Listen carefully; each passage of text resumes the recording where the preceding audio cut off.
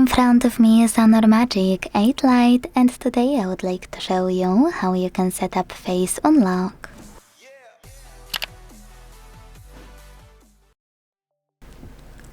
Begin by opening settings and scrolling to tap on Biometrics and password. Then tap on face recognition and enter your current login method.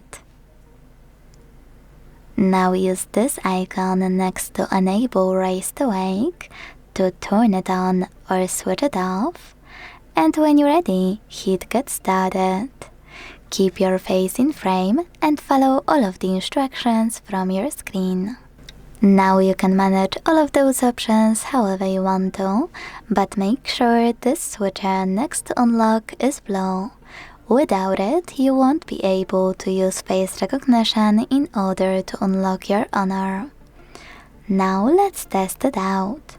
When I go back, switch off my screen, turn it back on and look at it, I can see that face unlock is working properly. Thanks so much for watching. If you enjoyed this video, leave a like, comment and subscribe. Bye!